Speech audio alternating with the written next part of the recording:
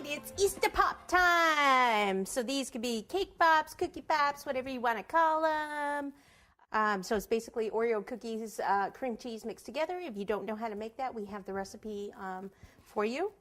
And you can use the cake pops recipe also, which is the cake mix mixed with the icing, and we talk about how to make that also. Okay, so for these, this is the dough that's been chilled. So I'm gonna, if you want consistent sizing, what you can do is get different size ice cream scoops, and I'll just take this and I'll push it in and I'll remove the excess. So if I want all the balls to be the same, I can just roll them like this and then pop them onto some parchment paper, or you can use wax paper, and then they're gonna go back in the refrigerator.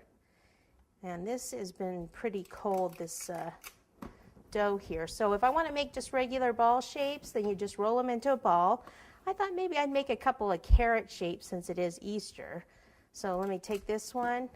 So I'll roll it into a ball. Okay, and then I'll take my hands this way and roll it more into a V shape. And that looks pretty good. And I think I'm going to go ahead and put a stick in this one,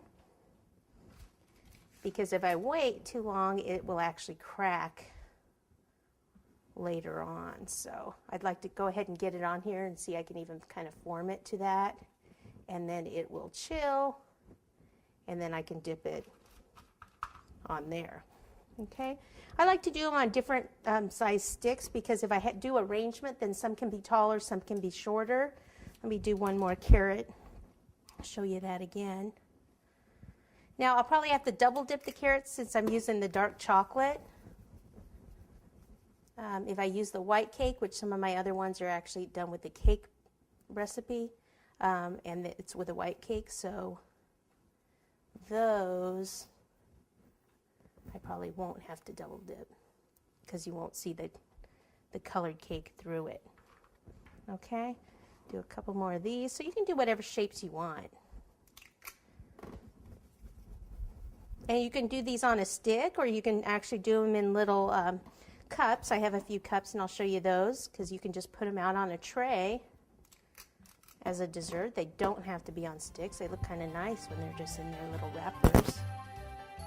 Okay, and I think that's pretty good.